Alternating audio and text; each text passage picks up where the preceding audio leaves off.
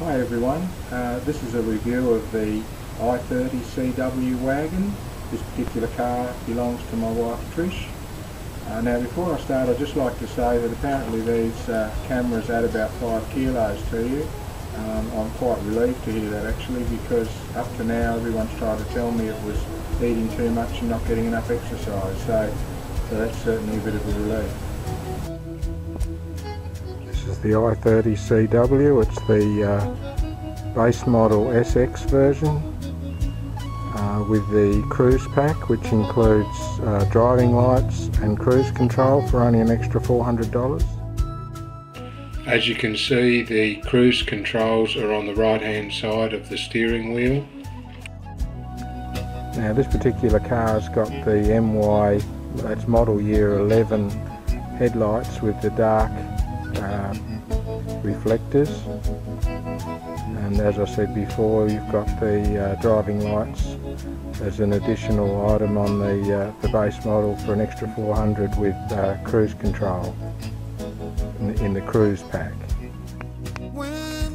Now this is the CW, the i30 CW, which is also known as the Elantra Touring in the US. Over in the UK, I think most people call them an estate. It's only a small wagon, but quite stylish.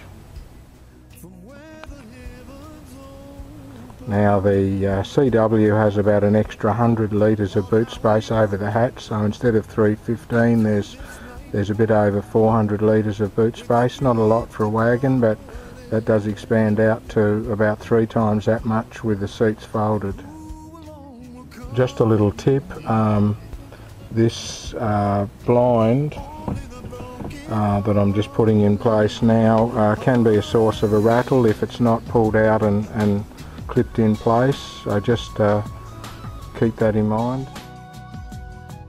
Now I'm not taking you for a drive today, but let's just say that the i30 has a nice firm but stable ride, fairly compliant, but doesn't roll around a lot. And the other thing I'd like to mention is that there has been an upgrade of the front styling in the i30. The ones built in Europe now have this front.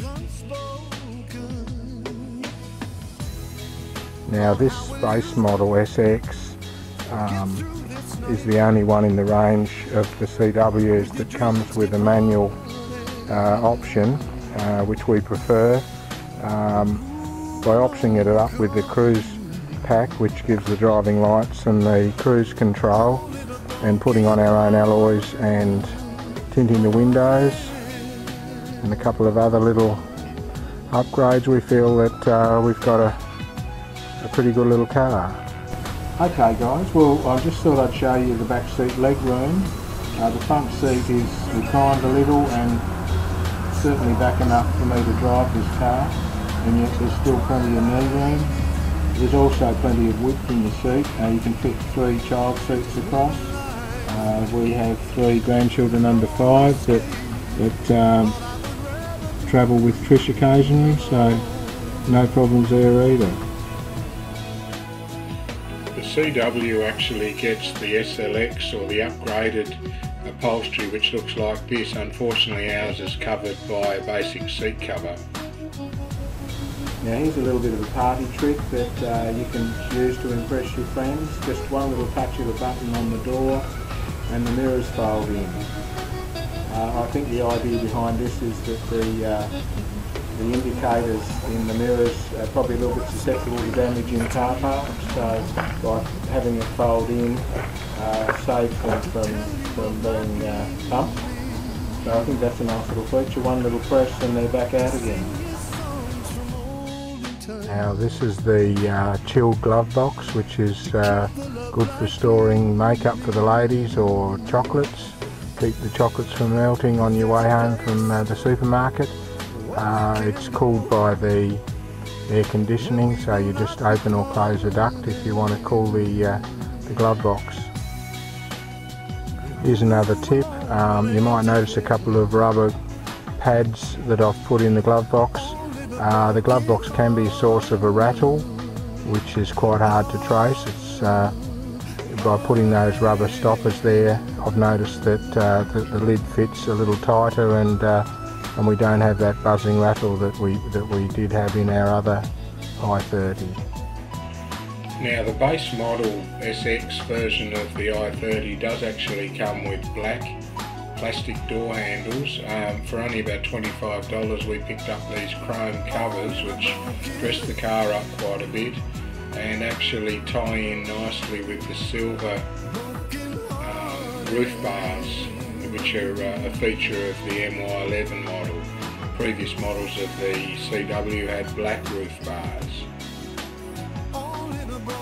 We also picked these up on eBay. They're obviously black, they call them style visors, little weather shields, which we quite like. Also, another feature of the i30 is the drink holders. There's about 8 of those in the car, in the doors and in the centre console.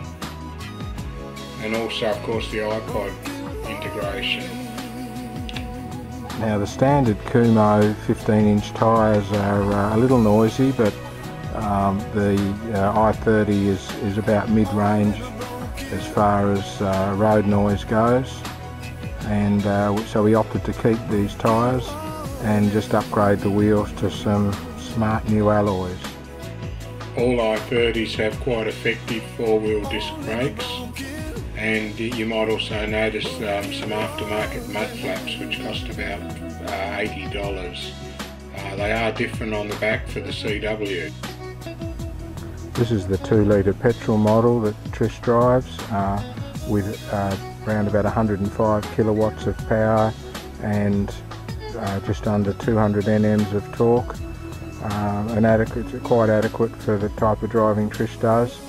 We did previously own a CRDI, which is the diesel model, with 85 kilowatts of power and 255 Nms of torque. That particular car was a really nice lazy cruiser and obviously more economical than the petrol, but you do pay an extra couple of $1,000s for that motor. Now this is something that Hyundai needs to fix, and that is the illumination of the dials during the day, because if you put the lights on, just on park even, definitely a lot clearer and easier to see. They have addressed this, I believe, in some new models that they've released recently.